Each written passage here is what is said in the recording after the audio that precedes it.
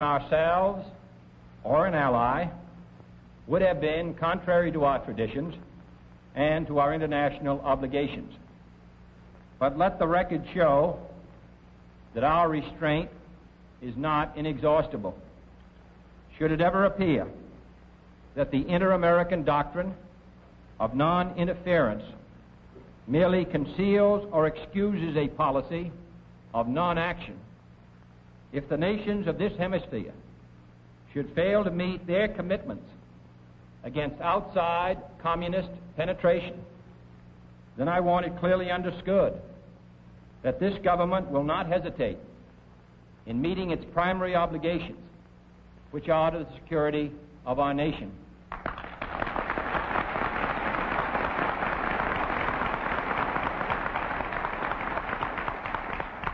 Should that time ever come, we do not intend to be lectured on intervention by those whose character was stamped for all time on the bloody streets of Budapest.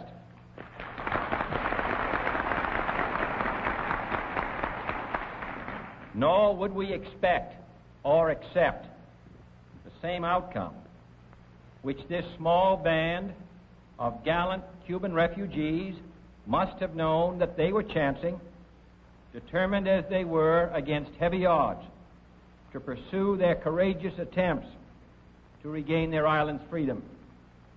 But Cuba is not an island unto itself, and our concern is not ended by mere expressions of non-intervention or regret. This is not the first time in either ancient or recent history that a small band of freedom fighters has engaged the armor of totalitarianism. It is not the first time that communist tanks have rolled over gallant men and women fighting to redeem the independence.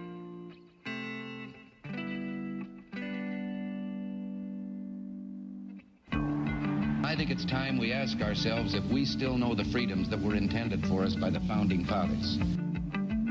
They seem to be in full-scale retreat from spending cuts and are talking about raising people's taxes again. And I have only one thing to say to the tax increasers. Go ahead, make my day. If we lose freedom here, there's no place to escape to. This is the last stand on earth. Those who would trade our freedom for security have embarked on this downward course. Whether we believe in our capacity for self-government or whether we abandon the American Revolution and confess that a little intellectual elite in a far distant capital can plan our lives for us better than we can plan them ourselves. Conduit News Radio with Paul Harrell is on now.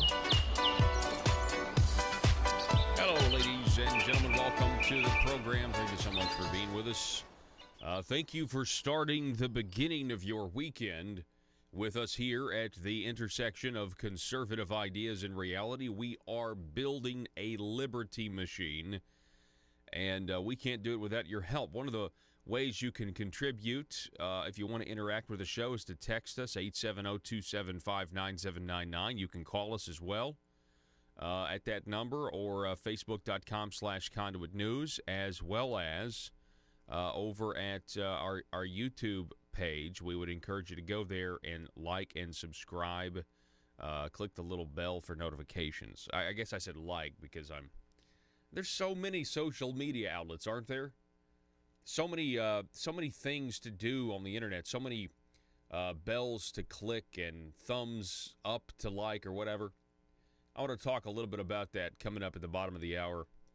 President Trump says that Google, Facebook, these giant tech companies, they may be in an antitrust situation. I want to talk about that. I've been thinking about that a lot lately. You've heard a few of our guests mention it. I've mentioned it before. I wonder how hard it would be to start your own version of Facebook at this point. So we'll talk a little bit about that. We've got an interesting videotape to play for you. We're going to do that at 7:33. The incoming president pro temp of the Senate, Jim Hendren, making some interesting comparisons a couple of days ago. I believe that was the Benton County Republican Committee.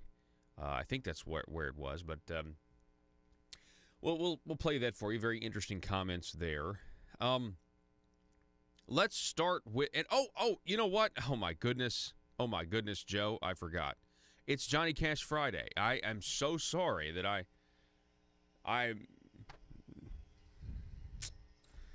it's just not very. How do you say it? It's rude. It's just rude of me to deprive our terrestrial radio listeners of a little Johnny Cash Friday music. Folsom Prison Blues. One of the best. Johnny Cash Friday is a day where we try to listen to as much Johnny Cash music as we can, while at the same time peppering in the news and events of the day and the week. Oh, you know what? We got a big announcement. So I'm not going to be here next week. On Monday, we just have a best of on because it's Labor Day, and a lot of you are going to be, enjoying your long weekend. A lot of kids are going to be grateful that they don't have to go to school. It's kind of like it's kind of like the beginning of summer, but then they're going to take it all back from you. You get to go back on Tuesday. So I won't be here on Monday, and then Tuesday, Wednesday, Thursday, and Friday, I am honored, pleased, very grateful as well that Jan Morgan will be guest hosting the program next week. She'll be doing it live from her business, her great business, the Gun Cave. We've been doing a lot of testing throughout the week, and it's great because it's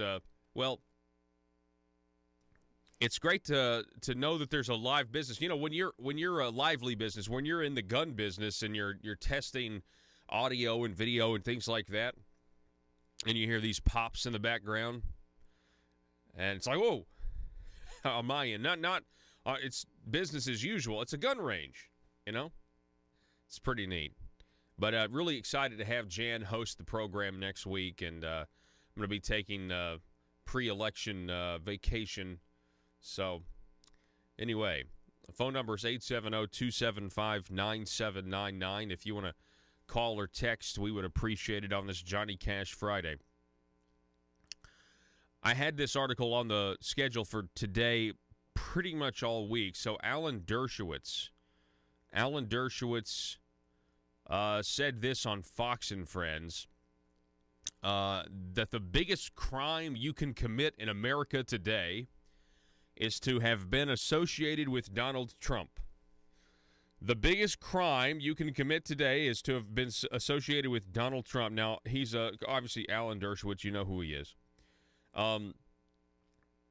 He said if you're associated with Donald Trump, they're going to Manafort you. Manafort is now being used as a verb. They're going to Cohen you. They will do all of the things to you. Or they will do all of these things to you. They will look hard, and they will search, and they're going to stretch.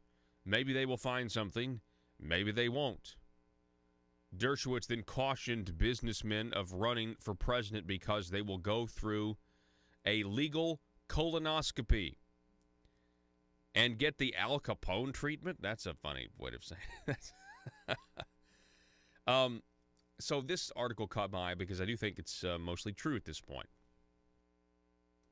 I want to remind you that Roger Stone, the president's other former campaign manager, has publicly said, I think a couple of times now, that he believes he will be indicted and charged with a crime any day now, that it is imminent. That it is imminent. I'm telling you right now, there's a Netflix documentary. It's called Get Me Roger Stone. And in that movie, it's a documentary. They followed him around the entire Trump campaign. In that movie, they highlight Roger Stone.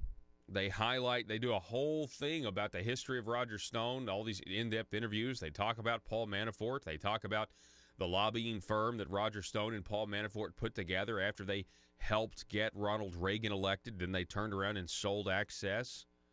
Then it talks about, how Roger Stone tried to get President Donald Trump to run for office back in the 80s. Talks about that. Talks about how, he was always encouraging him to get into politics, to join in the fray. And so from what I can tell, this documentary has essentially been Robert Mueller's opposition research. Or basically these are the guys that made this happen. These are the guys that made the impossible possible. These are the guys that turned the deep state on its head. These are the guys that supported Trump and are the reason why you have FBI agents texting each other, talking about insurance policies. And now they're going after and so this is exactly right. What Alan Dershowitz here is saying is exactly right. Now, on that, kind of expanding this concept of Roger Stone may be next, Chuck Todd of MSNBC, he said this. Go to the Zero Hedge article here. He said this. He said, be sure you go to work tomorrow, meaning today, meaning don't miss work on Friday. During a discussion of special counsel Robert Mueller's probe, Chuck Todd told the MTP Daily panel he was speculating when the investigation will wrap up. Chuck Todd said of MSNBC, doesn't Donald Trump call him sleepy-eyed Chuck Todd? Here's what I've learned about Bob Mueller, Todd said. Not a single person that has known him, been with him, worked with him, wouldn't say that he would have ended this investigation if there was no collusion. He would have already ended the investigation. We can't tell that, though, until he tells us. He said, I think he knows more than anything. He keeps quiet between Labor Day and Election Day. Okay? Then he goes on to say, I wouldn't miss work tomorrow. Tomorrow is the last business day of the pre-Labor Day to Election Day window. So there is this, I don't believe this, by the way, but there is this, I don't know, I guess call it conventional wisdom, where they believe, after Mueller has done everything that Mueller has done, there are people out there that actually believe that Mueller's not going to get involved and try to sway the midterm elections because you don't want a special counsel to do that. A special counsel's not supposed to do that.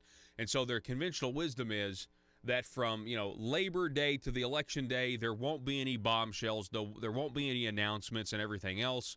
And that Chuck Todd believes this. These Washington, D.C. types believe this.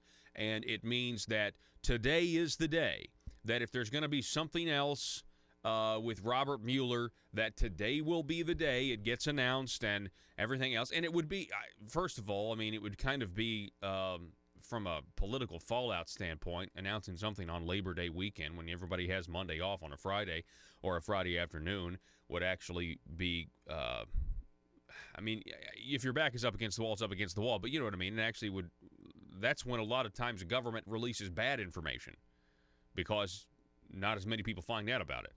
But anyway, I digress. So you have this situation. I don't buy that. Do you buy that? Do you think after all of this, do you think after going after Manafort for something decades ago or Cohen, getting him to plead to something that's not even a crime, to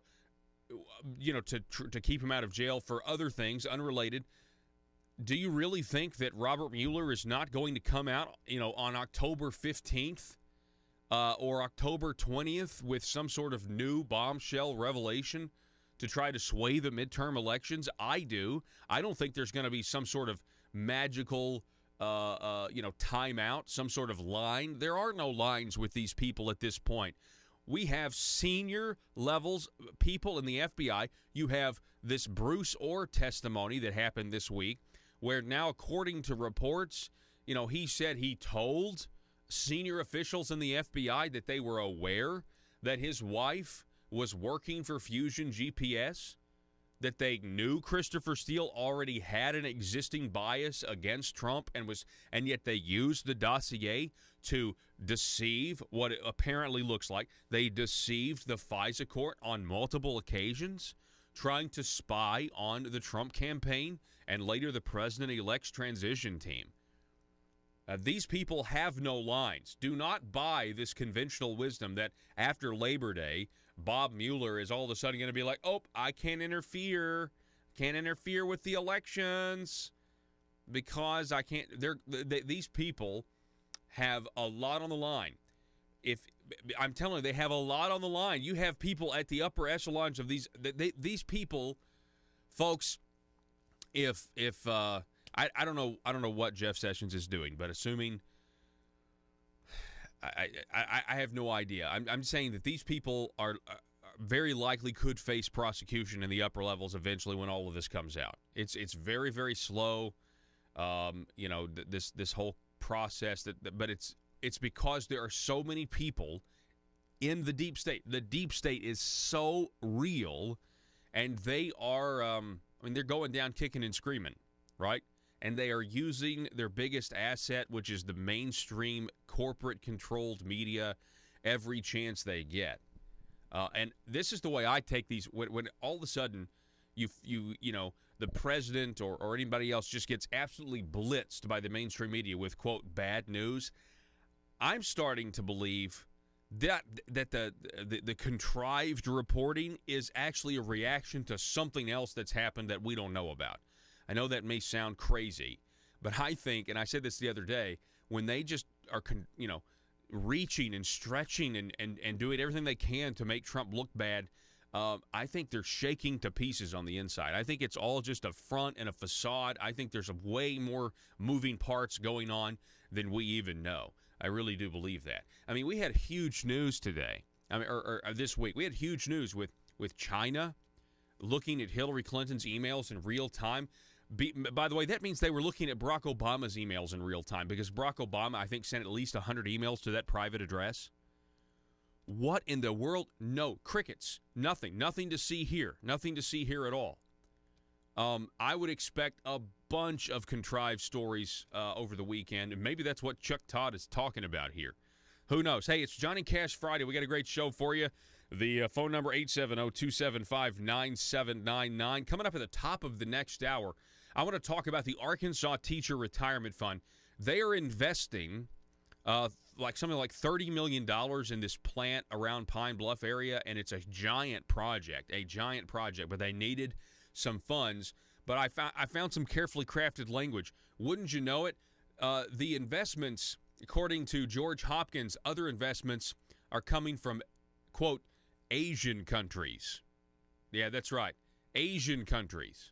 Notice the carefully crafted language. We don't want to mention China anymore. We just want to say Asian governments, Asian countries. I'll talk about that at 7:05 and whether or not it's a wise investment. We've got anything with China. At this point, when China comes knocking, go running. Arkansas, that's your new policy. In my opinion, our new policy should be, if China is knocking, don't answer the door, okay? Let's batten down the hatches here. Let's realize that China's a threat. You know, people want to talk about uniting and everything else. Well, let's practice what we preach then, okay? We got to take a break. Back in a minute. Of their homeland, nor is it by any means the final episode in the eternal struggle of liberty against tyranny anywhere on the face of the globe, including Cuba itself. Mr. Castro has said that these were mercenaries. According to press reports, the final message to be relayed from the refugee forces on the beach came from the rebel commander when asked if he wished to be evacuated. His answer was, "I will never leave this country." That is not the reply of a mercenary. He has gone now to join in the mountains countless other guerrilla fighters who are equally determined that the dedication of those who gave their lives shall not be forgotten, and that Cuba must not be abandoned to the communists. And we do not intend to abandon it either.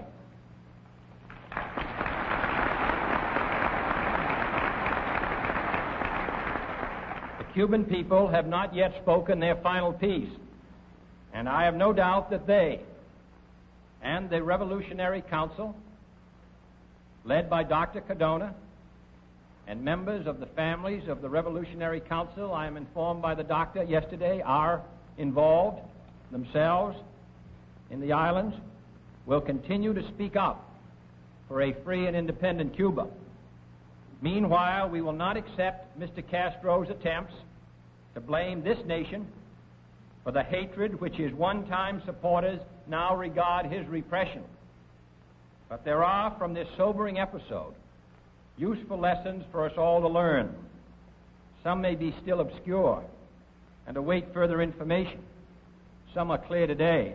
First, it is clear that the forces of communism are not to be underestimated in Cuba or anywhere else in the world. The advantages of a police state, its use of mass terror and arrest to prevent the spread of free dissent, cannot be overlooked by those who expect the fall of every fanatic tyrant. If the self-discipline of the free cannot match the iron discipline of the mailed fist in economic, political, scientific, and all the other kinds of struggle as well as the military, then the peril to freedom will continue to rise. Secondly, it is clear that this nation, in concert with all the free nations of this hemisphere, must take an ever closer and more realistic look at the menace of external communist intervention and domination in Cuba. The American people are not complacent about Iron Curtain tanks and planes less than 90 miles from their shore. But a nation of Cuba's size is less a threat to our survival than it is a base for subverting the survival of other free nations throughout the hemisphere. It is not primarily our interest or our security, but theirs, which is now today in the greater peril. It is for their sake, as well as our own, that we must show our will. The evidence is clear and the hour is late. We and our Latin friends will have to face the fact that we cannot postpone any longer the real issue of survival of freedom in this hemisphere itself. On that issue, unlike perhaps some others, there can be no middle ground. Together we must build a hemisphere where freedom can flourish and where any free nation under outside attack of any kind can be assured that all of our resources stand ready to respond to any request for assistance. Third and finally, it is clearer than ever that we face a relentless struggle in every corner of the globe that goes far beyond the clash of armies or even nuclear armaments. The armies are there and in large number. The nuclear armaments are there. But they serve primarily as the shield behind which subversion, infiltration, and a host of other tactics steadily advance, picking off vulnerable areas one by one in situations which do not permit our own armed intervention. Power is the hallmark of this offensive. Power and discipline and deceit. The legitimate discontent of yearning people is exploited. The legitimate trappings of self-determination are employed. But once in power, all talk of discontent is repressed. All self-determination disappears. And the promise of a revolution of hope is betrayed, as in Cuba, into a reign of terror. Those who on instruction staged automatic riots in the streets of free nations over the efforts of a small group of young Cubans to regain their freedom should recall the long roll call. There is a call out there to boycott In-N-Out Burger. Now, as an Arkansas boy, we don't have any In-N-Outs here, do we? And that's a California thing. I mean, it's based in California. I've never had an In-N-Out Burger. But this national story, it piqued my attention because I thought to myself, why in the world, what have they done? What have they done that's not hip with the, I don't know, whatever the progressive identity politics are of today or whatever. What have they decided to do? Well, apparently they contributed like $25,000 to the Republican Party of California. How cis of them? Cis, is it cis, Joe? Why am I using? I don't understand. because I'm a heterosexual male. That's called cyst. Like, how is it spelled? Cisgender. Is it CIST? No, I can't remember. No, it's okay. It's CIS. Okay. So cisgender basically just means you are. Oh, this would freak people out if I said normal. Oh boy. But anyway, I know I'm using it wrong. I'm just trying to say, like, they would use basically they would just hurl all of the fouls at you at once. Not only did you give to the Republican Party, you're a cisgender. I bet. That's the point I'm trying to make. Now, in this particular piece over here, let me see if I can't find it. This is from pilotonline.com. It's the Virginia Pilot. And they talk about this boycott of In-N-Out. Of course, conservatives who live in California, they are few, but they have big appetites, I'm told. They're saying more In-N-Out for me, right? They gave $25,000. But here, listen to this. I thought this was interesting. They've also given to Democrat groups. But the groups that they give, the Democrat groups that In-N-Out Burger has given to in the past, are organizations focused on recruiting Democrats who are friendly to small business owners or to, just business in general. I'm sure that encompasses big business too. You see a theme here? I'm telling you, if you live in California, and you're a business owner, I mean, there are some that get it. Apparently, some that say, you know what, these Democrats, they don't know what it's like to make a payroll. They don't know what it's like to run a business. Likewise, that political concept also carries to other states like ours. Of refugees who cannot now go back to Hungary, to North Korea, to North Vietnam, to East Germany, or to Poland, or to any of the other lands from which a steady stream of refugees pours forth in eloquent testimony to the cruel oppression now holding sway in their homeland. We dare not fail to see the insidious nature of this new and deeper struggle. We dare not fail to grasp the new concepts, the new tools, the new sense of urgency we will need to combat it, whether in Cuba or South Vietnam. And we dare not fail to realize that this struggle is taking place every day without fanfare in thousands of villages and markets, day and night, and in classrooms all over the globe. The message of Cuba, of layoffs, of the rising din of communist voices in Asia and Latin America, these messages are all the same. The complacent, the self-indulgent, the soft societies are about to be swept away with the debris of history. Only the strong, only the industrious, only the determined, only the courageous, only the visionary who determine the real nature of our struggle can possibly survive. No greater task faces this country or this administration. No other challenge is more deserving of our every effort and energy. Too long we have fixed our eyes on traditional military needs, on armies prepared to cross borders, on missiles poised for flight. Now it should be clear that this is no longer enough, that our security may be lost piece by piece, country by country, without the firing of a single missile or the crossing of a single border. We intend to profit from this lesson. We intend to re-examine and reorient our forces of all kinds, our tactics, and our institutions here in this community.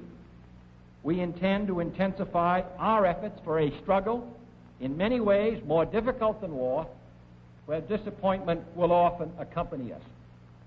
For I am convinced that we in this country and in the free world possess the necessary resources and the skill and the added strength that comes from a belief in the freedom of man. And I am equally convinced that history will record the fact that this bitter struggle reached its climax in the late 1950s and the early 1960s. Let me then make clear, as the President of the United States, that I am determined upon our system's survival and success, regardless of the cost and regardless of the peril.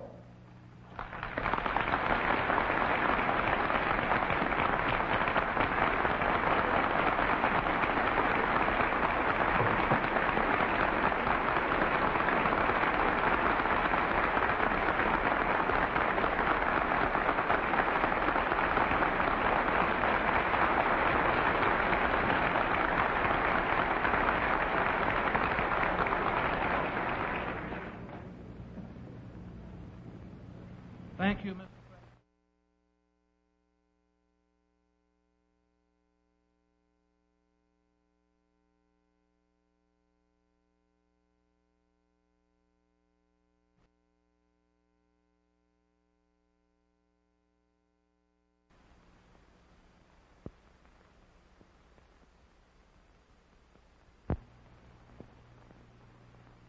From Washington, D.C., CBS News presents an address by John F. Kennedy, President of the United States. The President will speak to members of the American Society of Newspaper Editors who are holding their 39th annual convention at the Statler Hilton Hotel. Originally, the Chief Executive was to have lunched with the editors, but early today he changed his plans, presumably because of the international situation and because he wanted more time to devote to his address. The President met with his cabinet during the morning. The session had been scheduled some time ago, but it's understood that the Cuban situation was discussed. Mr. Kennedy's address this afternoon is expected to deal with both the Cuban and the Laotian situations. The arrangement suggests a speech of major importance. Introducing the President will be Turner Catledge, managing editor of the New York Times and president of the Editors Society. Now here is Mr. Catledge.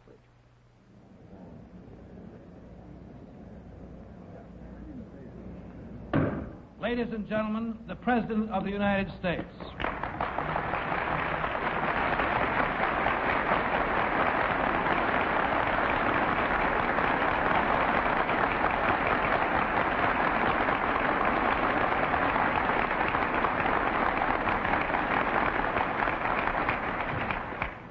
Mr. Catledge, members of the American Society, newspaper editors, ladies and gentlemen. President of a great democracy such as ours. Yeah, that's one of the best ones right there. That is one of my favorite Johnny Cash songs. It is Johnny Cash Friday for those of you listening on terrestrial radio. All right, so did you hear what Donald Trump said here? President Trump. This is a headline from Ollie Breland, or Allie Breland. Trump, Google, Facebook, Amazon may be in a very antitrust situation. He sat down for an interview, and he was asked to elaborate on whether some of these companies that he mentioned should be broken up. He says, "I won't comment on the breaking up of whether it's that or Amazon or Facebook," Trump said in a Bloomberg interview. As you know, many people think it's a very antitrust situation, the three of them. But I won't comment on that. He charged the firms with exhibiting a bias against conservatives. Trump has accused the tech giants as being anti-conservative for allegedly stifling conservative speech. He tweeted on Tuesday that Google News was biased against conservatives and said, quote, "This is a very serious situation that will be addressed." He later said that Google, as well as Facebook and Twitter, are treading on very, very troubled territory. Trump walked back his threats on regulation, though, on Wednesday. He said, "Not regulation, we want fairness." Maybe very similar to his tariff situation. You know, Trump wants zero tariffs, but he's willing to use tariffs to get other countries to at least lower some of theirs. Oh, by the way, you know what I've realized? You know how there was news about the North Korea situation? Not, you know, Mike Pompeo, the Secretary of State, canceled his trip to the Korean Peninsula or to North Korea, and he did this because there wasn't enough progress. The president said there wasn't enough progress being made. I haven't really heard anybody talk about this, but don't you think that if the Chinese economy is over a barrel right now because of Trump's economic activities, and they know or economic sanctions, they know they have to be in this market. They need to sell their goods to Americans. Donald Trump has brought them back to the negotiating table, but do you think that the North Korea political victory that Donald Trump would experience, do you think that China is putting some pressure on North Korea to drag its feet a little bit so that the economy of China, the Chinese delegation, if you will, maybe has another bargaining chip that is outside of these, the economic warfare? I haven't really heard anybody speculate on that.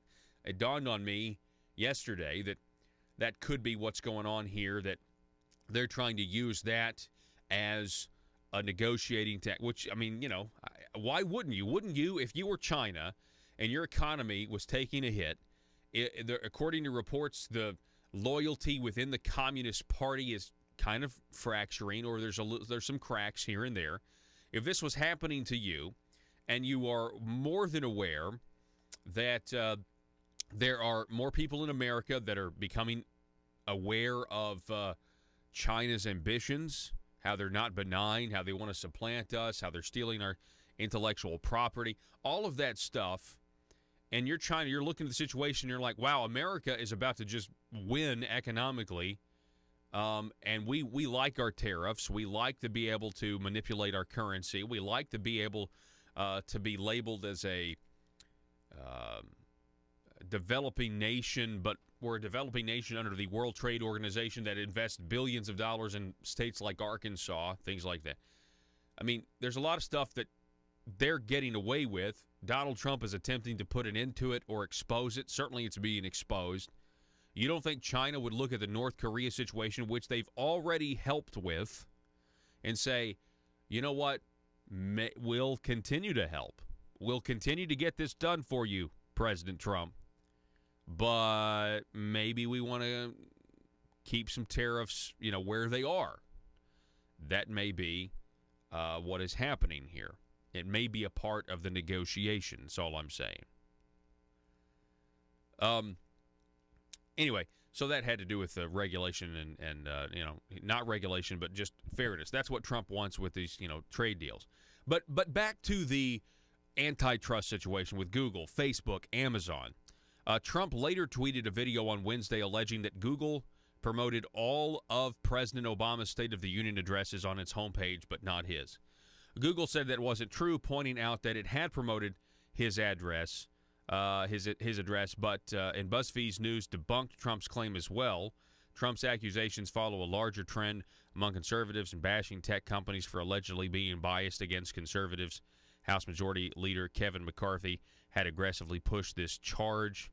Twitter CEO Jack Dorsey is set to testify before the House Energy and Commerce Committee on September 5th.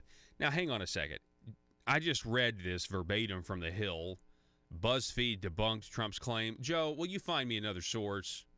Will you find... I really want to know. I want to know, did Google actually, carry Obama's State of the Union address on the front page, but not Trump's? Will you find out that for me? Because The Hill is saying that BuzzFeed debunked it. Well, what does that mean? I don't trust BuzzFeed. Those people are radicals. They really are. I don't trust them at all. They're propagandists. I'd like to actually know, do a little bit more research. I bet there's somebody out there who has a different opinion. Let me just say that. I have a gut feeling. The telephone number is 870-275-9799. Okay, so I got to thinking, and look, I'm not a lawyer. I'm not well versed on antitrust laws, and here's the line: not a monopoly. Oh, you're over this line. Now you're a monopoly. You must be broken up. I don't know, and I think the idea of I think the internet and the Silicon Valley tech companies are certainly different than anything we have, ever seen before. I mean, this is new territory because no one ever imagined there would be this type of communication possible. I mean, we never knew it would explode. Remember, President Obama in 2008 was using a BlackBerry. Do you remember that? He didn't want to give up his BlackBerry when he went into the Oval Office, right? He didn't want to give it up. There was story after story about it. Okay? And I'm pointing that out to say, BlackBerry, really? That's how new the iPhone was, or it wasn't even out yet. And now here we are, and we have these smartphones, the apps, the technology. People are communicating constantly. People are carrying around these cell phones. They're being tracked. The government is basically sucking up all the information and storing it somewhere. And it's a crazy, crazy new world, right? And the forefront, the people at the forefront. I mean, you remember Yahoo, right? You remember Ask Jeeves, Dogpile.com, Mama.com. Where are these companies? Nobody cares, right? Last I checked, AskJeeves.com doesn't make cell phones and put their software in them. I don't know. They don't. You get the point, right? Google is king. Right? Apple is king. Facebook is king, right? YouTube is king. But what? YouTube is owned by Google. All right? So, when you say Google, you got to put YouTube in there too. And that means all of the conservative content that's suppressed, all of the conservative content that's taken off the air or flagged, right? And all of the liberal comment. Like, for example, you've got the Young Turks, which is perfectly accessible to most public libraries, but conservative content isn't available in public libraries sometimes because it's restricted. I mean, this happens. There are all these double standards, and that's probably the individual government that's doing that, but you get the point, right? There is this implicit bias against conservatives, there's no doubt. So when I start thinking about antitrust laws, again, I'm not a lawyer, but I started to think to myself, just as an average person, what would I have to do if I wanted to start up a social media, a new Facebook? What would I do? And we've left out Twitter, but Twitter is certainly lumped in here as well. And I suppose what I would have to do is, there's no way around it. Even if I had some amazing idea, I'm inevitably going to be relying on Google in some capacity. I'm going to be relying on Google to, and let's say it's a conservative outlet. I mean, let's say, what do you do if your new social media platform, let's say it's conservative, or let's say it welcomes all content. Like, if you're liberal, great. If you're conservative, great. If you like InfoWars, great. It's all going to be on there. It's for everybody. We're open and free. Well, Google doesn't like that, do they? Right? They think that's why Hillary Clinton lost, because there was too much freedom on the internet. So Google then suppresses your new great idea. Let's say it gets off the ground a little bit. Let's say it gets a little bit of momentum. Eventually, you have somebody like Google who's got so much power. They were all against this net neutrality, and it was always or they were for net neutrality, rather. The internet service providers, where they're basically trying to do now exactly what they were going, the doom and gloom, the sky is falling, of what the ISPs were going to do as well. It's the same thing, but just different. Google wants the power, And that would have been their way. Well, we've taken care of this problem, and now Google is nobody looks at them. Nobody tries to regulate Google. I just think if you're at this point, as I'm thinking here, I don't see how you would participate in or create an internet company, to compete with Facebook, Twitter, or anything else, without relying on the gatekeepers. They are now the gatekeepers. They are kingmakers. If Google wanted to, they could take Your little internet company, your little internet idea, and they could make you filthy rich overnight if they wanted to, couldn't they? They really could. And they could crush you if they set out to as well. You get a little upward momentum going, and they could crush you. And so I think that this is where the president is coming from. I think he says, look, these guys are way too powerful. Facebook, Google, Amazon maybe even as well. I'm not so sure about the Amazon idea, though. I mean, I know Jeff Bezos owns the Washington Post and puts them on a mission to bash Trump, and that might be actually personal, and that worries me with Amazon, you know. I mean, because to me, I see Amazon as a competitor to Walmart. You know what I mean? I see that as just more of a retail thing. But, they're also a huge company. You know, Amazon is a competitor to everybody. They're a competitor to brick-and-mortar retail, like Walmart. They're a competitor to, well, also Walmart, because didn't they buy Whole Foods? But they're a competitor to Netflix and Hulu and all these other streaming services, because if you're an Amazon Prime member, not only do you get that free 2-day shipping, you also get the, all of their movies and things like that.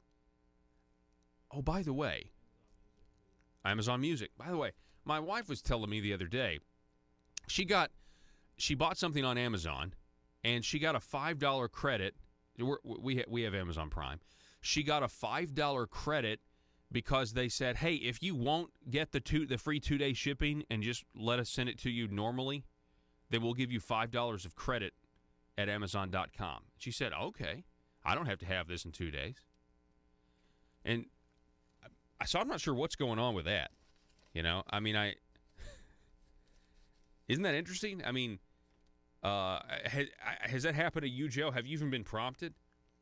I mean, I've never even been prompted with that. Hey, we'll give you $5 if you just wait on this and let us deliver it to you normally, save some money. Yeah, it may be specific items. Anyway, we're going to take a break. It's Johnny Cash Friday. Let me know what you think about Facebook, Google, YouTube, Twitter, all these. They're definitely suppressing conservatives. They definitely have risen to the level of they are gatekeepers. I mean, let's not forget, they also get subverted as, quote, private companies, by the government. There's also a very blurry line there. Where do these tech companies end and a government begins, right? That's a whole other thing as well. You know, if you think of the internet and the interwebs, if you will, as sidewalks, right? City sidewalks. There are cameras on every corner of that sidewalk, from what I can tell. All these sidewalks all across the world, they're cameras recording everything. We got to take a break. Back in a minute. And the editors of great newspapers, such as yours, owe a common obligation to the people. An obligation to present the facts, to present them with candor, and to present them in perspective. It is with that obligation in mind that I have decided in the last 24 hours to discuss briefly at this time the recent events in Cuba. On that unhappy island, as in so many other arenas of the contest for freedom, the news has grown worse instead of better. I have emphasized before that this was a struggle of Cuban patriots against a Cuban dictator. While we could not be expected to hide our sympathies, we made it repeatedly clear that the armed forces of this country would not intervene in any way. Any unilateral American intervention, in the absence of an external attack upon ourselves or an ally, would have been contrary to our traditions and to our international obligations. But let the record show that our restraint is not inexhaustible. Should it ever appear that the inter-American doctrine of non-interference merely conceals or excuses a policy of non-action, if the nations of this hemisphere should fail to meet their commitments against outside communist penetration, then I want it clearly understood that this government will not hesitate in meeting its primary obligations, which are to the security of our nation.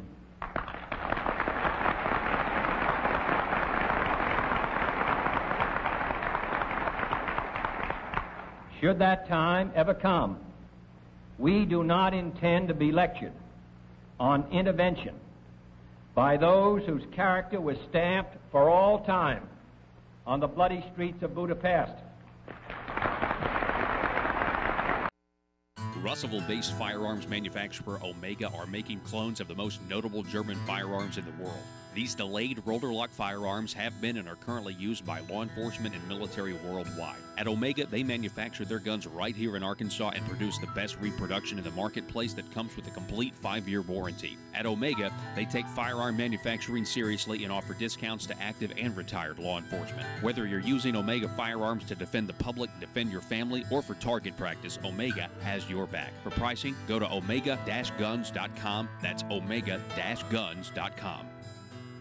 If you're like me, you believe that small business is the heart of Arkansas's economic engine, and it should be viewed that way by the politicians in Little Rock. Conduit for Commerce also believes, like you and I believe, policies that achieve less regulation and lower taxation help small business in Arkansas thrive. Other policies like small, constitutionally consistent government and reducing citizen dependency on government keeps it from growing and expanding its influence on our daily lives. Conduit for Commerce works every day to educate the general public and legislators on these important priorities in the name of Arkansas small business. By the way, contributions to Conduit for Commerce are tax deductible. Log on now to conduitforcommerce.org and click on Contact Us on the right side of the page. That's conduitforcommerce.org. Go there now and learn the facts on protecting small business in Arkansas.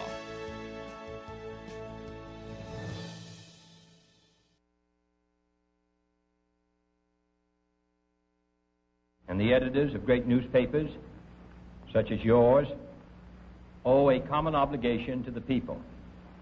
An obligation to present the facts, to present them with candor, and to present them in perspective.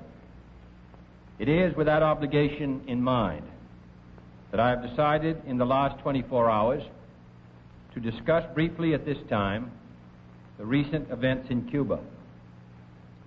On that unhappy island, as in so many other arenas of the contest for freedom, the news has grown worse instead of better. I have emphasized before that this was a struggle of Cuban patriots against a Cuban dictator. While we could not be expected to hide our sympathies, we made it repeatedly clear that the armed forces of this country would not intervene in any way. Any unilateral American intervention in the absence of an external attack upon ourselves or an ally would have been contrary to our traditions and to our international obligations. But let the record show that our restraint is not inexhaustible. Should it ever appear that the inter-American doctrine of non-interference merely conceals or excuses a policy of non-action, if the nations of this hemisphere should fail to meet their commitments against outside communist penetration, then I want it clearly understood that this government will not hesitate in meeting its primary obligations, which are to the security of our nation.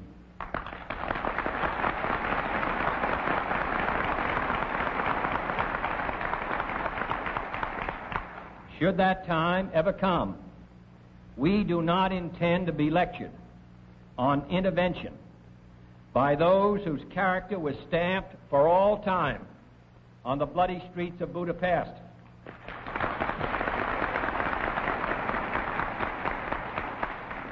Nor would we expect or accept the same outcome which this small band of gallant Cuban refugees must have known that they were chancing determined as they were against heavy odds to pursue their courageous attempts to regain their island's freedom. But Cuba is not an island unto itself, and our concern is not ended by mere expressions of non-intervention or regret. This is not the first time in either ancient or recent history that a small band of freedom fighters has engaged the armor of totalitarianism. The state of Arkansas's beer output is up a frothy 35%. Lost 40 is the top brewer based on the 2017 data. That may be the best headline I've read in a while. A frothy 35%. Also, check this out. This is an interesting article about firms facing lawsuits are urged to keep an eye on business. It's pretty interesting, and I'm sure, here's the thing. I'm sure the pro-issue 1 people would love to use an article like this. This is in the Gazette back on the 26th. I'm sure they would love to use an article about this saying, you see, this is why we need to end frivolous lawsuits. Here's the thing. Issue 1 doesn't address frivolous lawsuits. They think it does, or they claim it does, but it really doesn't. This is an article out of New York, though.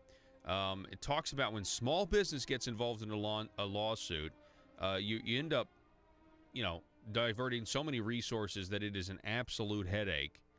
It's like you have to take on a second job if you ever are a defendant.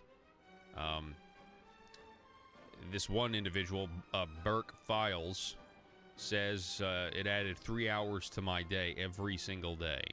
An extra 3 hours. Anyway, interesting read. When we come back, we're going to talk about the Arkansas Teacher Retirement Fund's investments in your name. Back in a moment. The news and talk of Northeast Arkansas. This is News Talk 101.3 FM and 1230 AM KBTM, Jonesboro, an EAB radio station.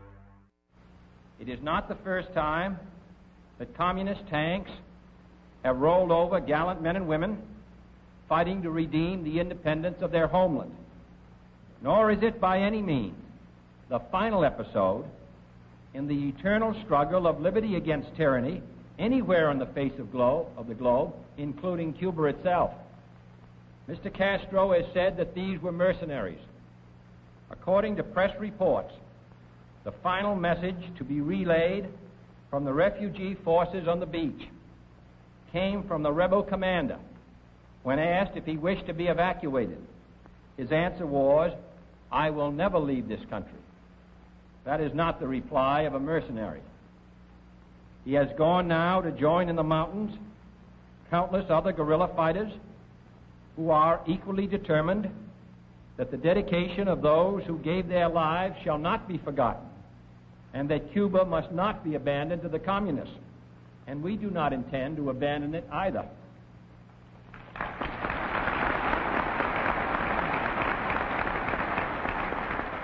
The Cuban people have not yet spoken their final piece, and I have no doubt that they and the Revolutionary Council, led by Dr. Cardona, and members of the families of the Revolutionary Council, I am informed by the doctor yesterday, are involved themselves in the islands, will continue to speak up for a free and independent Cuba. Meanwhile, we will not accept Mr. Castro's attempts to blame this nation for the hatred which his one-time supporters now regard his repression. But there are, from this sobering episode, useful lessons for us all to learn.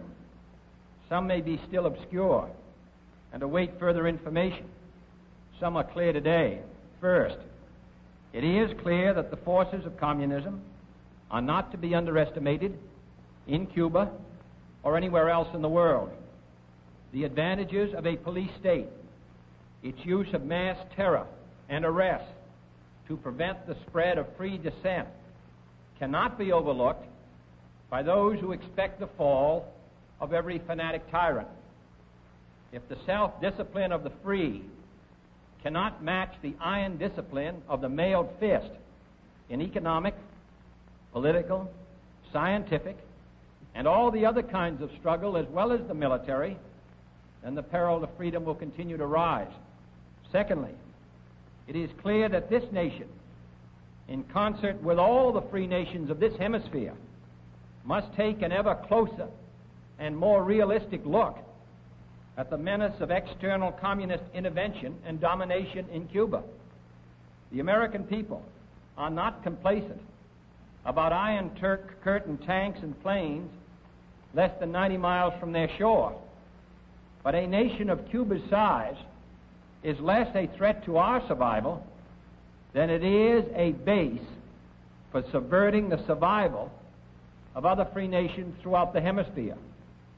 It is not primarily our interest or our security, but theirs, which is now today in the greater peril. It is for their sake, as well as our own, that we must show our will. The evidence is clear and the hour is late. We and our Latin friends will have to face the fact that we cannot postpone any longer the real issue of survival of freedom in this hemisphere itself. On that issue, unlike perhaps some others, there can be no middle ground. Together we must build a hemisphere where freedom can flourish and where any free nation under outside attack of any kind can be assured that all of our resources stand ready to respond to any request for assistance. Third and finally, it is clearer than ever that we face a relentless struggle in every corner of the globe that goes far beyond the clash of armies or even nuclear armaments. The armies are there and in large number. The nuclear armaments are there. But they serve primarily as the shield behind which subversion, infiltration, and a host of other tactics steadily advance, picking off vulnerable areas one by one in situations which do not permit our own armed.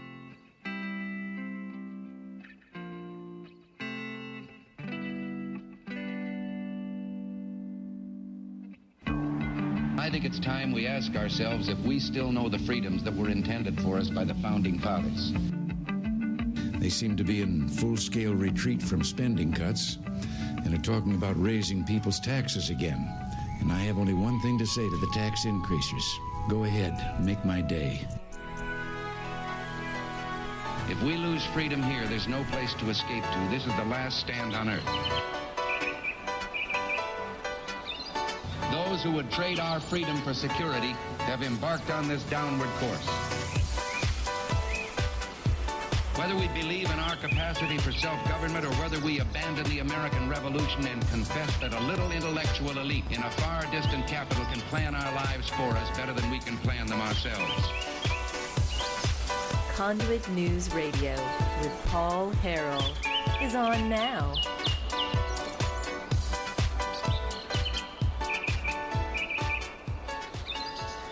All right, ladies and gentlemen, welcome back to the program. Thanks so much for being with us. Phone number 870-275-9799. It is hour number 2, and you got to be kidding me. You got to be kidding me. I got a text message here that says, Rock Island Line by Johnny Cash kind of describes what China and Arkansas are doing. Really? I'm going to have to go read the lyrics because I can't.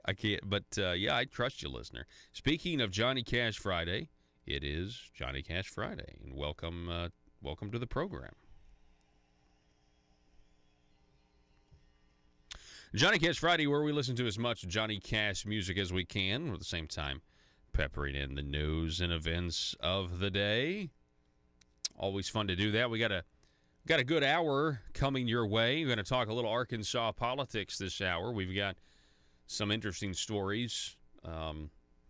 Arkansas teacher retirement is one. I'm going to tell you about that here in a minute and show you some carefully crafted language.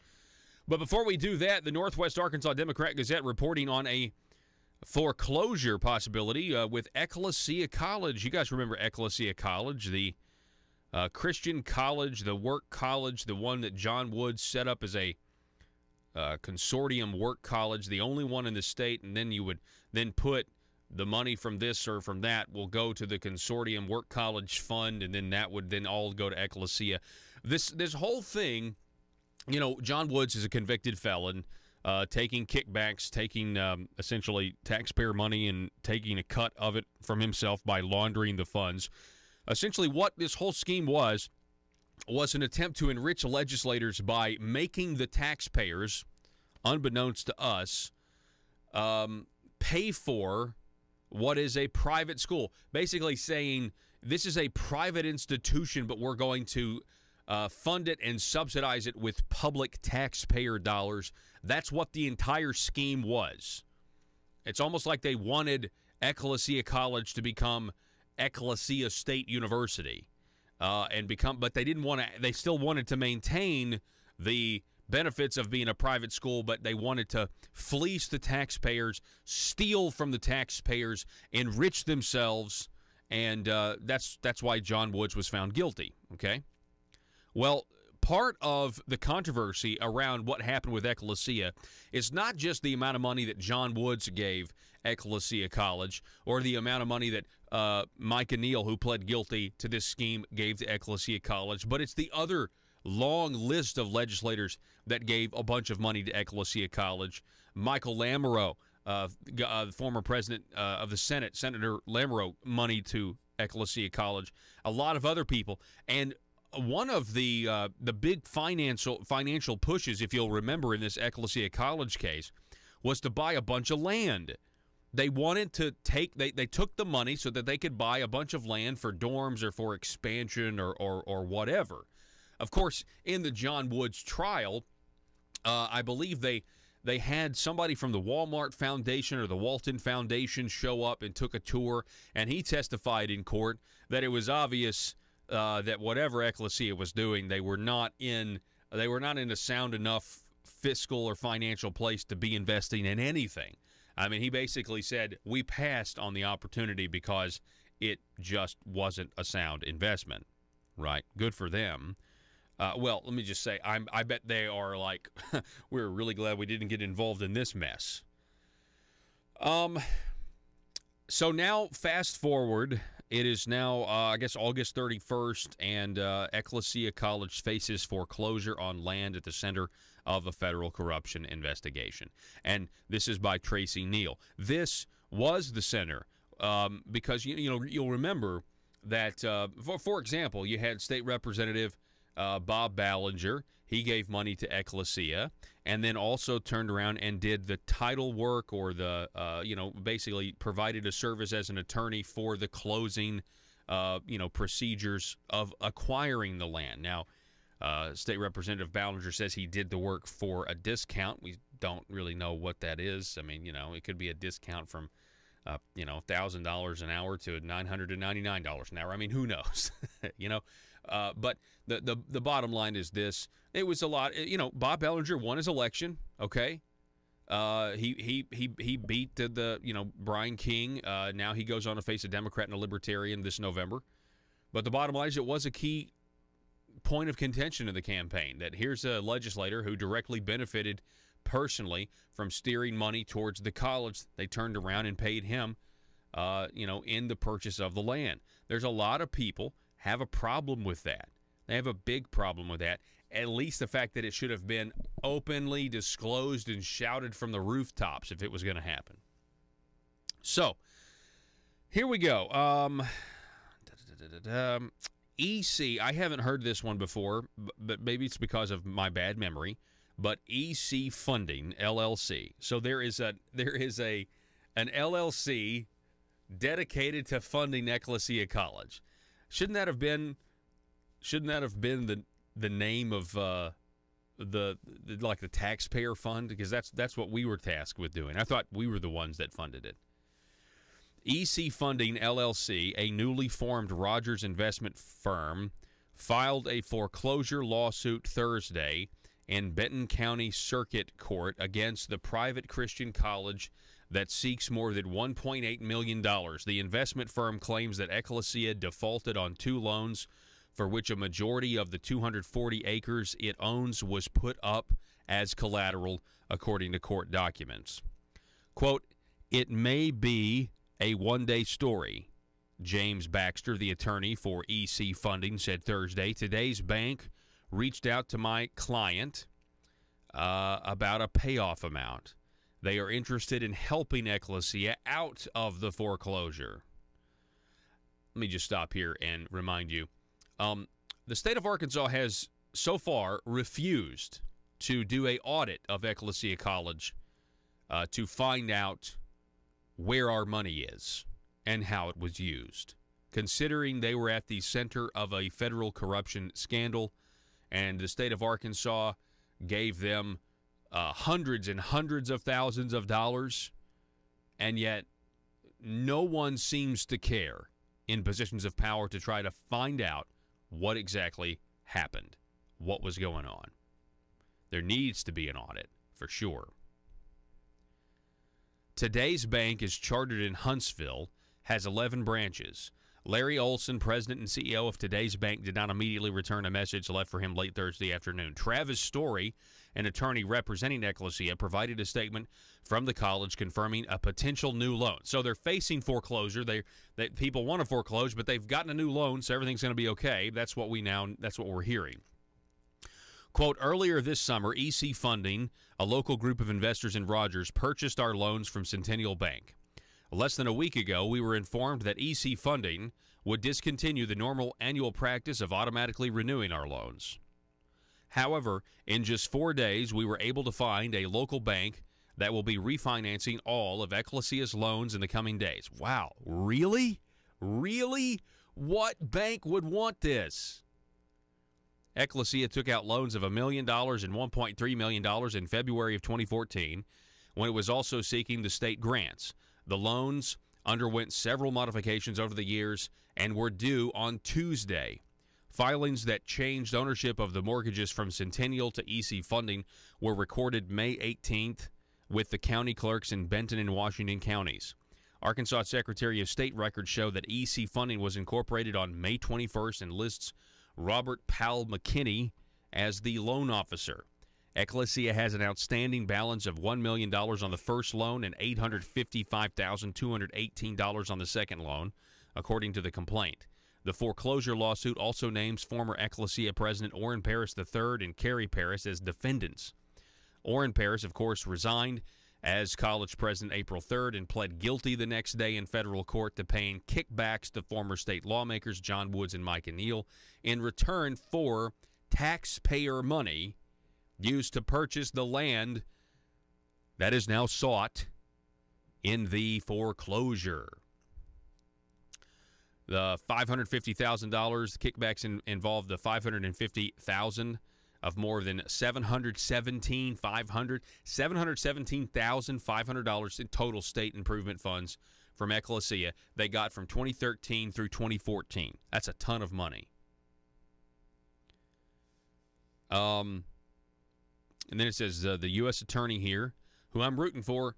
I'm rooting for Dwayne Dackkeese because we got to have faith restored back into our government. The people need it desperately. He is the attorney for the Western District of Arkansas, confirmed during court proceedings that the federal government has no method to recover any of the money which was issued by the state. The school said it used the state grant money to help purchase 2 parcels of land. Ecclesia purchased a tract, 4095 Arkansas 112 on November 7th, 2013 for $500,000, and a tract 3870 Alls Drive, December 2nd, 2013 for $675,000. Both parcels are included in the foreclosure lawsuit. Anyway, so we are, some new developments here. By the way, it does give us a little update.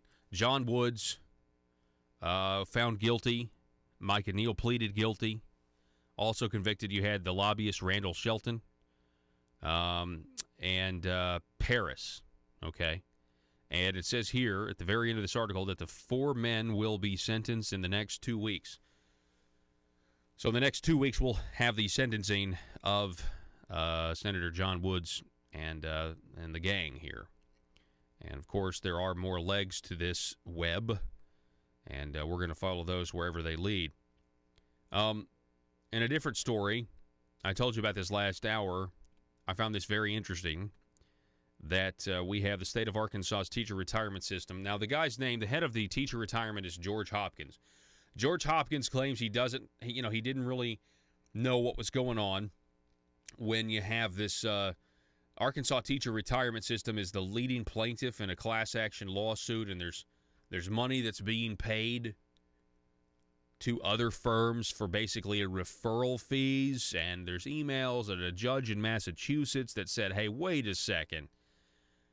When you got an email saying, hey, we're disappointed and we've spent a lot of time and money in Arkansas, and this was the firm that was receiving some form of compensation from the larger firm for referring Arkansas teacher retirement system to the law group that ran the class action case. There's just a lot of questions surrounding that. The information prompted one lawmaker to call for George Hopkins to step down, which he has not.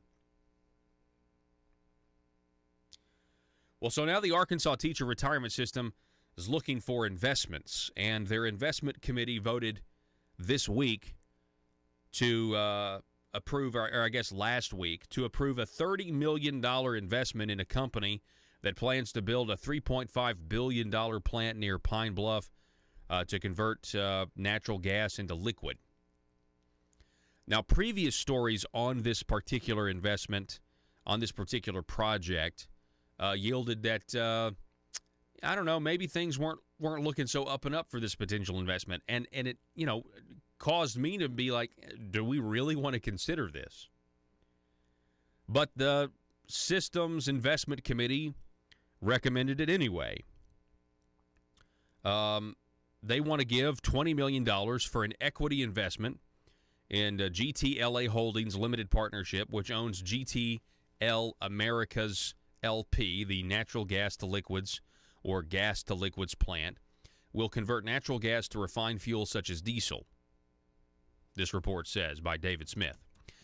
It goes down here, and here's some carefully crafted language. You guys ready for carefully crafted language? This is the best part, in my opinion.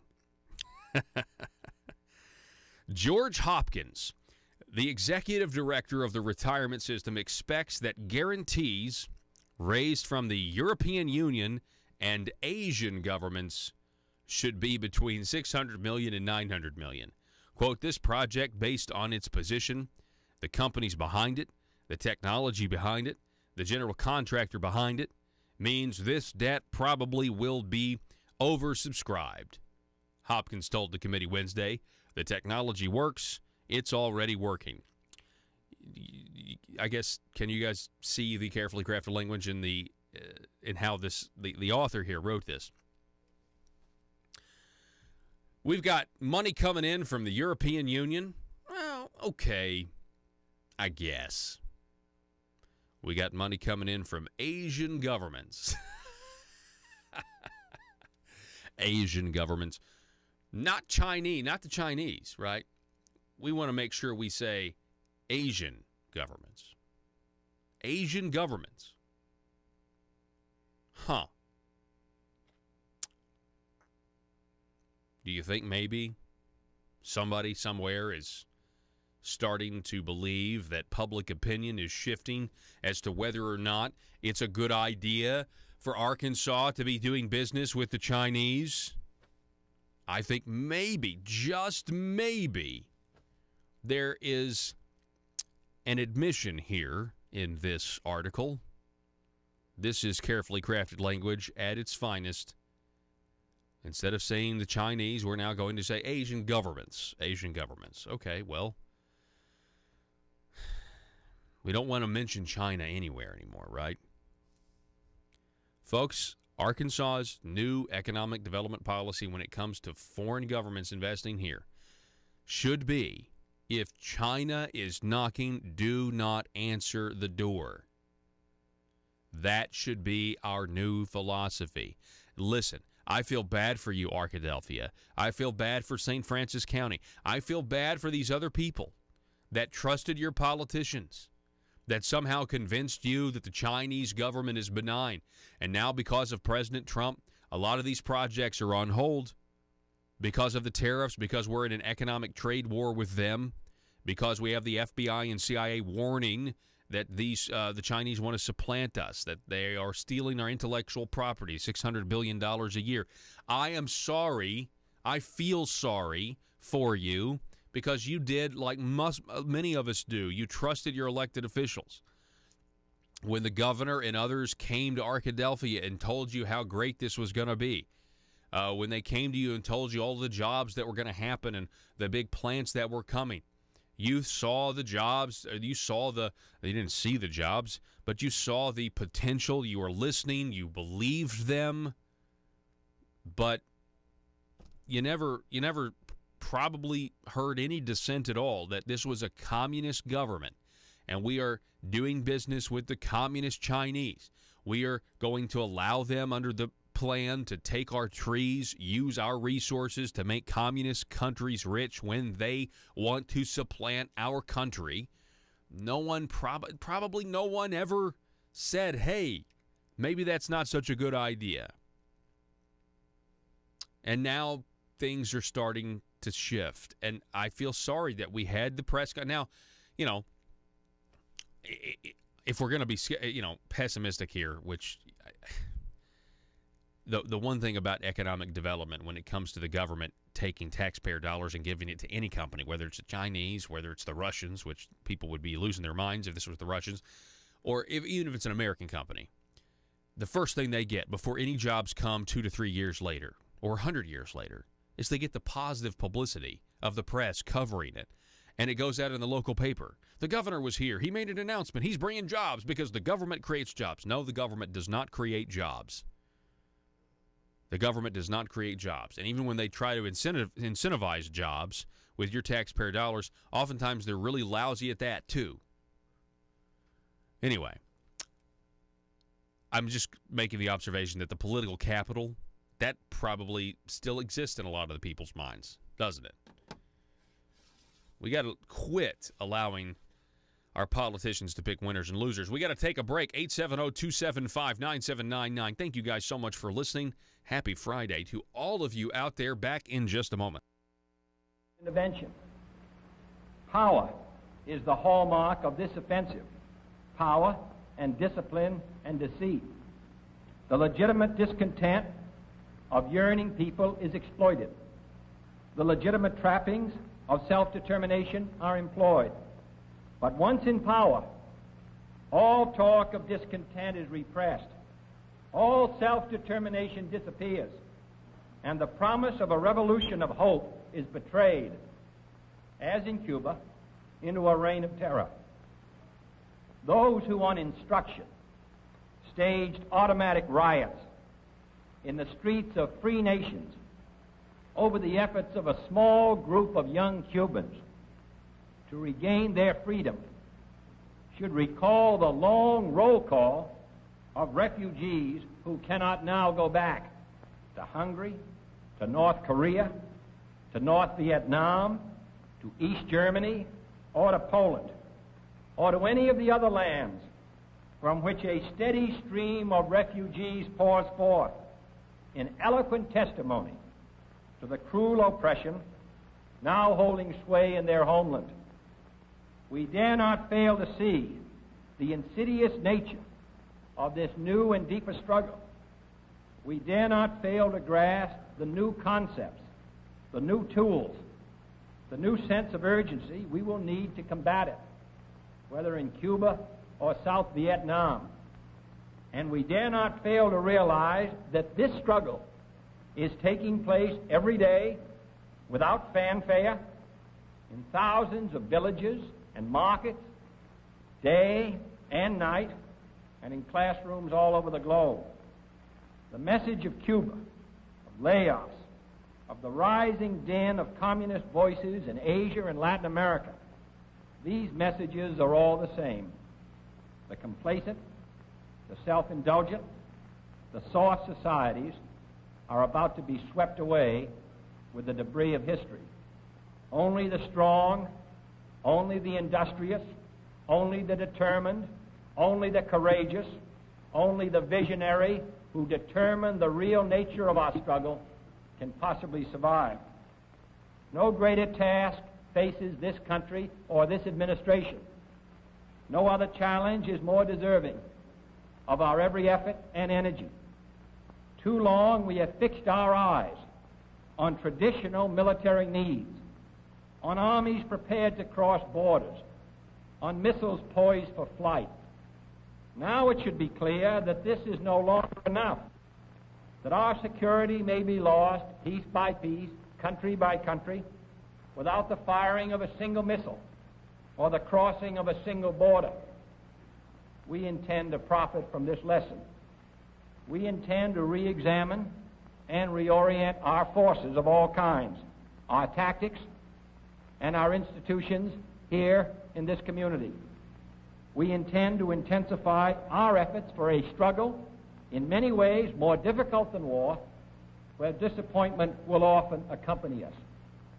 For I am convinced that we in this country and in the free world possess the necessary resources and the skill and the added strength that comes from a belief in the freedom of man.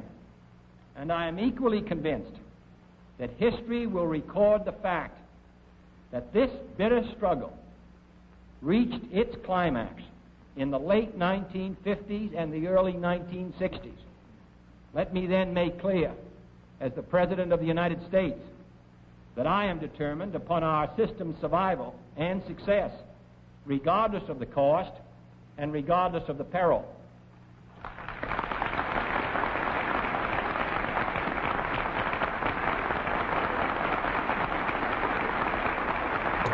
All right, folks, so in Florida, our neighbors to the southeast, not only, I know we've got 20 seconds, there's an Uber driver in Florida who has fatally shot and killed a man in a, what is called, according to the USA Today, a classic stand your ground case. Wait till you hear this story when we come back, as well as Arkansas exclusive video.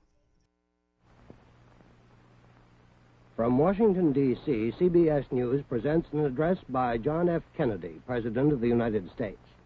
The President will speak to members of the American Society of Newspaper Editors who are holding their 39th annual convention at the Statler Hilton Hotel. Originally, the chief executive was to have lunched with the editors, but early today he changed his plans, presumably because of the international situation and because he wanted more time to devote to his address. The President met with his cabinet during the morning. The session had been scheduled some time ago, but it's understood that the Cuban situation was discussed. Mr. Kennedy's address this afternoon is expected to deal with both the Cuban and the Laotian situations. The arrangement suggests a speech of major importance. Introducing the President will be Turner Catledge, managing editor of the New York Times and president of the Editors Society. Now here is Mr. Catledge.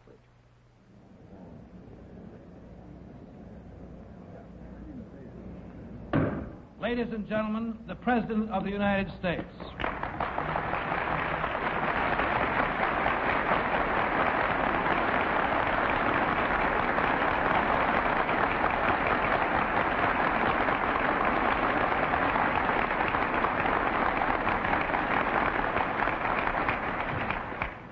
Mr. Catledge, members of the American Society, newspaper editors, ladies and gentlemen.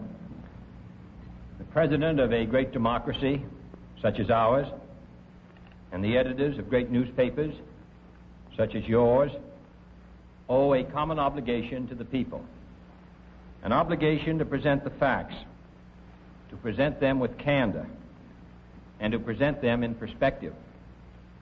It is with that obligation in mind that I have decided in the last 24 hours to discuss briefly at this time the recent events in Cuba. On that unhappy island, as in so many other arenas of the contest for freedom, the news has grown worse instead of better. I have emphasized before that this was a struggle of Cuban patriots against a Cuban dictator. While we could not be expected to hide our sympathies we made it repeatedly clear that the armed forces of this country would not intervene in any way.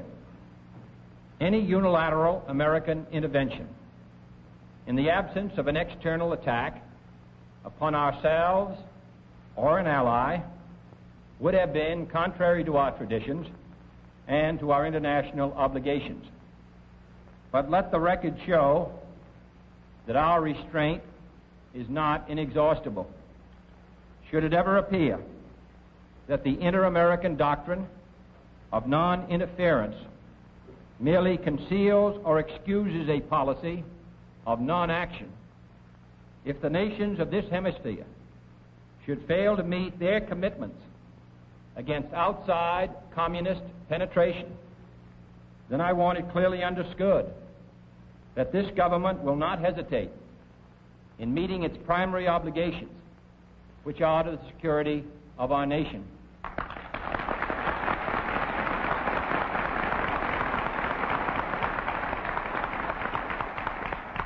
Should that time ever come, we do not intend to be lectured on intervention by those whose character was stamped for all time on the bloody streets of Budapest.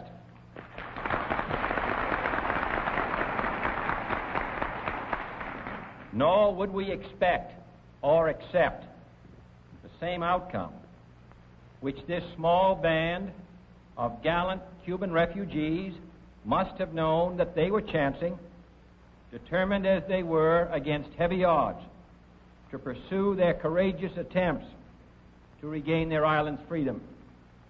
But Cuba is not an island unto itself, and our concern is not ended by mere expressions of non-intervention or regret. This is not the first time in either ancient or recent history. All right, folks, welcome back.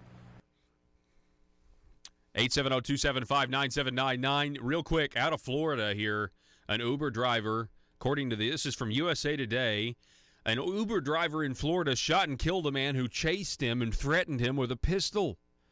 Early Tuesday morning, an Uber driver picked up a woman from a bar in Dundee, Florida, according to the Polk County Sheriff's Office in Florida. Authorities say Jason Bowick, 34, saw the Uber pick up and mistook the woman in the Uber as his on-again, off-again girlfriend and texted her claiming he was going to beat up the Uber driver, identified as 38-year-old Robert Westlake. A dash cam video from Westlake's vehicle shows a Ford pickup truck veer in front of the car, attempting to slow it down. Both cars stop. And the driver of the truck, later identified as Bowick, jumps out, threatening the Uber driver. "You know I got a pistol. You want me to effing shoot you?"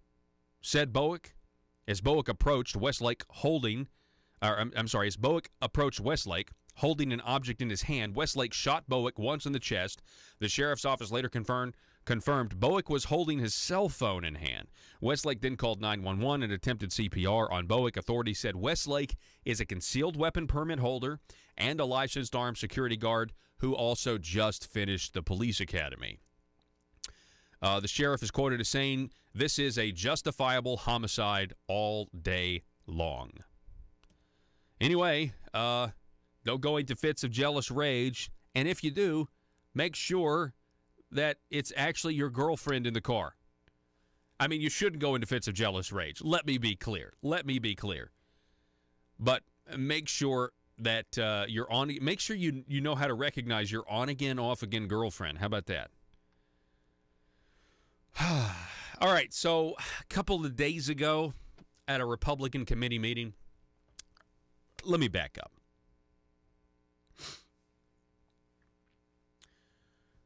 There has been a pattern of behavior in the past to try to combat the news and the opinions that you hear on this program. We've seen it before. When this show first started broadcasting on a second affiliate out of Russellville, the president, what is now the president of the Senate, Jim Henron, the governor's nephew, at the time he was the majority leader, he scheduled a meeting to speak, which is his right to do. He wanted to speak to one of the Tea Party groups, the Tri-County Tea Party in Pope County and the surrounding counties. And so he did, and he went to Russellville not long after this program was on. I was broadcasting every day, and so I decided to attend. And lo and behold, when I went to this meeting, Senator Hendren was there, and he had a slideshow that I was a part of. He put my photo and picture up on a slideshow and said, was basically trying to prove everything that we say on this program wrong. And in the process, he actually said something that I recorded that actually turned out to be not true when he said that his bill was going to end Medicaid expansion. This was several years ago.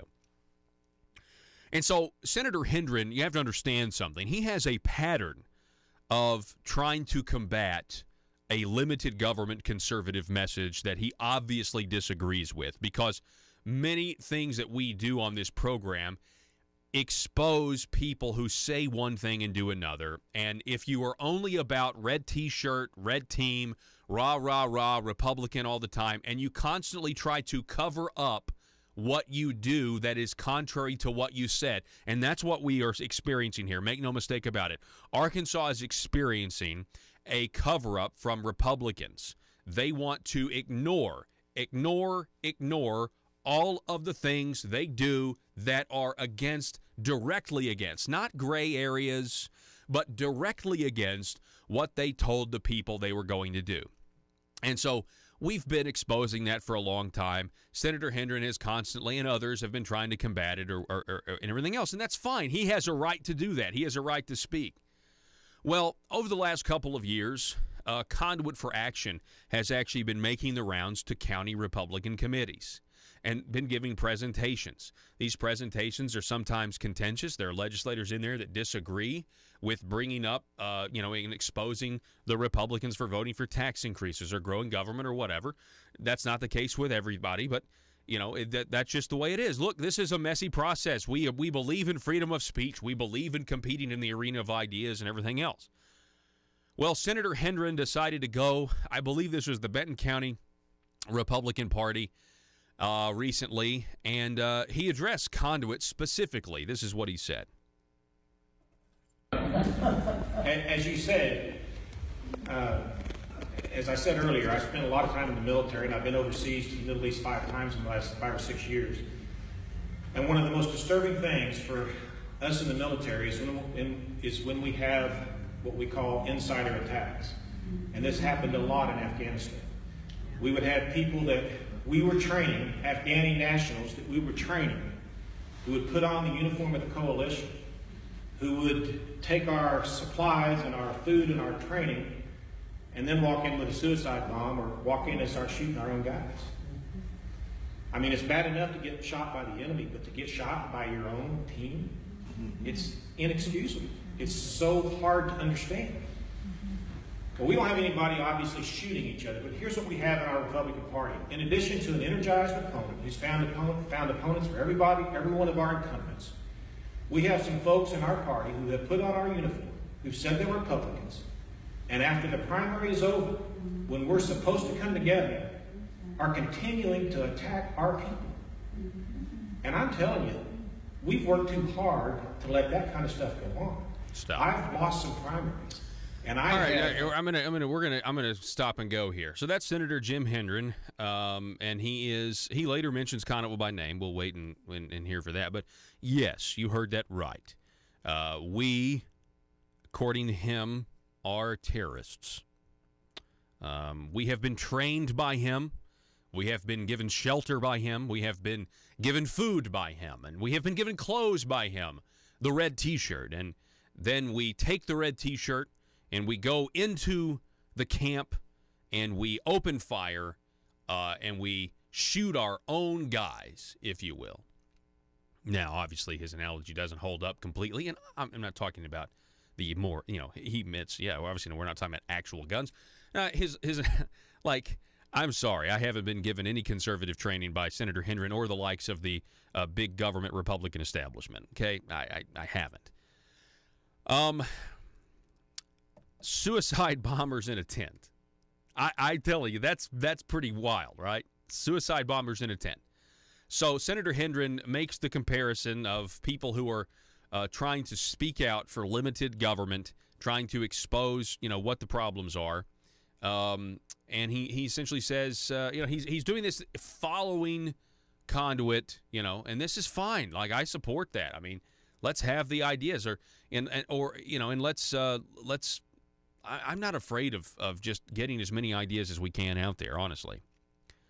But I will say, using that kind of military terrorist comparison, I think that kind of ruins the Republican brand. I think that's maybe not a good thing to do. But hey, you know what? To each his own. Democrats are energized, he says. Democrats are energized. They found an opponent for everybody out there. Is that the only thing that matters? The Democrats are energized, so we must what? Just put our heads down and, just look, it's not like there aren't good Republicans out there. It's not like there aren't good Republicans. There are good Republicans who vote really well. But there are also, quite frankly, ladies and gentlemen, I mean, there are Republicans out there that you just, when you look at what's happened, when you look at the broad course of events, you're just like, you know what? It is what it is. And there's not a lot of enthusiasm. If you want to know why there's a lack of enthusiasm in the Republican Party right now, it's because we have Republicans that have violated the platform repeatedly, and instead of admitting to it and addressing it, we are sweeping it under the rug. I said this the other day, Look, he wants to take his his Afghan analogy or whatever, or terrorist analogy, or that's fine. But folks, you got to look at what happens when an organization fails to meet its own standards and then doesn't admit to it. Eventually, people just lose interest altogether. When you actually are speaking the truth, people will just start to lose interest altogether. And I'm afraid that may be what may happen here eventually. I don't think anytime soon. I think the Republicans are going to be fine in Arkansas. All right, keep going here. Senator Hendren goes on. It's not been easy, but you do the right thing and you get behind the winner and the nominee, and you do what you got to do to keep moving the ball down the field. But we've got groups. Let me give you some specific examples, and I think you all know who I'm talking about. I'm not going to be shy. It's Conduit. There we go. Terrorists. They have given money. Or terrorists. $5,400 to Charlene Fight's libertarian opponent, and she, in a fall election after the primary. They have spent hours attacking our Republican nominee Bob Ballinger in a Senate race against a Democrat and a Libertarian. All right, stop on that one. First of all, the fall after the primary money thing, I need to look into that. And that's number one. But honestly, are we really going to be giving credit for spending an hour or two on Bob Ballinger this week in total? Are you really going to put that on us, Jim? Honestly, come on. Let's take responsibility for what we said. Okay, this is what Bob Ballinger said. Go ahead, Joe. I know we're running short on time, but we have to backtrack here. You're honestly going to say we're attacking Bob Ballinger? I'm pretty sure Bob Ballinger brought this on himself. Listen. Let me say this. I am really disappointed for a profession that gets beat up as much as we do, where they, only good lawyer is a dead lawyer, right? And, all that stuff, right? For somebody who gets beat up as much as we do, for people to just beat up the legislature. My friends in the legislature are servants.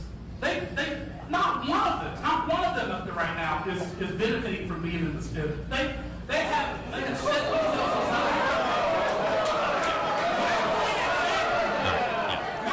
So, yeah. Stop. Yeah. Okay. So, yeah, that's not on us. Of course, I'm going to cover that because it's big news. And by the way, the involuntary laughter that was unavoidable. There's no way you could contain the laughter. That should tell you something, Republicans. That should tell us all what the people are observing, what people who are in the know, who follow politics, what they think. And they're starting to think you guys are only in it for yourselves. And that there's a lot that we don't know about what goes on at the Marble Palace. You know what? If anything, this has always been about trying to get people interested in more of what goes on at the Marble Palace than they are about what happens in Washington, D.C. And I think that may be about to happen. I think there are more people realizing what is going on down there than ever before, and that is a threat to the power and establishment at the Marble Palace. Senator Henry goes on in his speech of comparing Conduit to terrorists in Afghanistan. Listen. In this election season, they have had the Libertarian opponent against our Republican nominee for governor on their show numerous times, and they continue to trash our Republican nominee for governor. Stop. You mean your uncle? Your uncle, Asa, right? Okay. I've had Mark West on the program a couple of times. Numerous times. I don't know. How many is numerous? What I have, I've had him on the program before he ran for governor. I've had him on the program numerous times. So what? We are talking about ideas here. We're talking about ideas. And if you have somebody who claims to be for popular ideas with the voters, like limited government and everything else, and then you have the opposite of that, or maybe a lukewarm version of that, are the people not entitled to see if there are possible alternatives? And I haven't told anybody to go out there and vote for Mark West. I've simply interviewed him. I guess Senator Henry just wants us to rename the program to Republican Shill Radio. This is Republican Shill Radio. We'll say whatever the red T-shirts at the top of the heap tell us to say. That's not who we are. That's never who we're going to be. Because essentially what is being expected of us is to participate in a deception, and that is never going to happen. Keep going. They have called this task force that I've talked about, we spent a year trying to figure out how to cut taxes, a farce. Yeah. They called the medical reform task force that I chaired, that we spent a year making reforms that saved the state hundreds of millions of dollars, literally over $800 million, a farce. Stop. And then they want to... Man, that's the greatest pun we've ever made. That has had the biggest staying power to frustrate those down there than ever, the task force. I'm telling you, it really has. They can't stand that. Yes, I called the healthcare task force a farce. It was a farce. It's proven to be a farce. Sir, you can talk about saving $800 million from traditional Medicaid, those who truly need it, all you want. You can talk all about that. That was not the goal of the task force, was it? The task force's goal was to end Medicaid expansion, according to you. But then, in the bill, it actually said it was to keep it. But then you said, here's where the bill says it ends Medicaid expansion. I mean... So excuse me if I thought that the tax task force was going to be a farce. And by the way, I can't wait to eat crow. If you guys actually do what you're proposing to do, that means that government's gotten smaller, and that's great. And something tells me if I hadn't called it a task farce, it would have been a task farce. And by the way, we still don't know if it isn't one, because we don't. The recommendation versus the bill, we still have a long way to go with that. Is there any more of that? What else does he say? Hang on a second. Come and tell us they're on our team. Well, I hope that this county committee, because this is where the Republican Party, I believe, was built and began for this state, starts to take a stand against that kind of activity. Meaning don't let them speak. To have people who want to do that come and speak to county committees, I think is inexcusable. Yep. It needs to be stopped. Got to squash the speech. I'm just telling you that I have absolutely no problem with people tearing each other up in the primaries. That's the way the process works. If you disagree and want to light up somebody in a primary, knock yourself out. But as a team, when the primary's over, we've got Democrats in the legislature right now because the Libertarian took so many votes from the Republican that the Democrat won. That's what this kind of foolishness that we allow to happen causes. Stop. So we're out of time. Real quick, Libertarians are awful, according to him, essentially. Or they're not Republicans. They're not red T-shirt. Okay, don't let them speak, okay? Got to stop them. Don't want to have these debates after a primary. I mean, why not? Why elect here's my question. Why elect Republicans if they're going to pass Democrat policy? Votes matter and truth matters. That's what Conduit News is about. That's what we're going to continue to be about, regardless of what the President pro temp of the Senate says about us and compares us to terrorists. Let me say this. There is more damage done to, quote, our party by those that deceive than Conduit News could ever do, or any Conduit organization. They would do nothing. We choose not to go along. You know what? The idea of attempting to work is a good idea, to attempting to act in good faith, to negotiate in good faith when it comes to difficult decisions about conservative policy or Republican policy. But eventually with this crew, let me tell you what you get. You get two options. One, you can go along with our deceptions, or two, you can become their enemy. You can go along with their deceptions and never call them out when they fail to meet their own standards, grossly so. By a lot, not by a little. We're not talking about gray areas. Or you can become their enemy. And with those choices, if you're being asked to participate in a deception, would you do this? Most people are raised to think that that's a wrong thing to do. So, we got to take a break. It's Johnny Cash Friday. Tell me what you think. Back in a moment.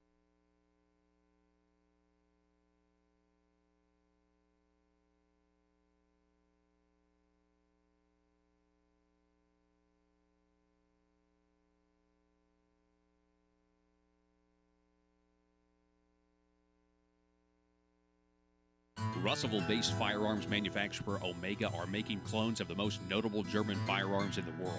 These delayed rotor-lock firearms have been and are currently used by law enforcement and military worldwide. At Omega, they manufacture their guns right here in Arkansas and produce the best reproduction in the marketplace that comes with a complete 5-year warranty. At Omega, they take firearm manufacturing seriously and offer discounts to active and retired law enforcement. Whether you're using Omega firearms to defend the public, defend your family, or for target practice, Omega has your back. For pricing, go to omega-guns.com. That's omega-guns.com.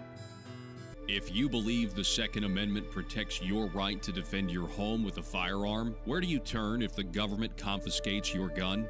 To the courthouse. The Founding Fathers created your Seventh Amendment right to a civil jury to protect your freedoms. The courthouse is where you fight the overreaching hand of government. And the Brad Hendricks Law Firm is where the fight starts. Call the Brad Hendricks Law Firm at 501-221-0444.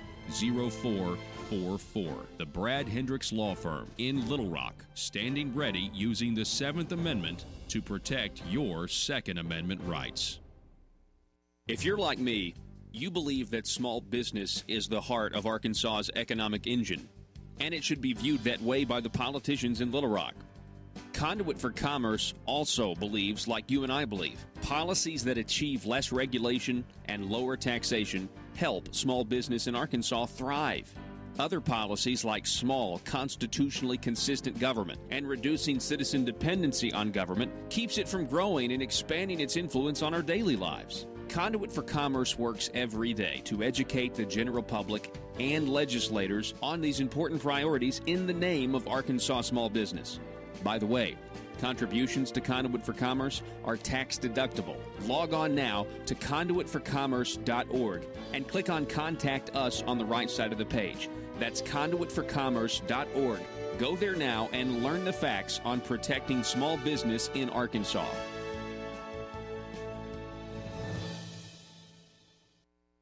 A small band of freedom fighters has engaged the armor of totalitarianism.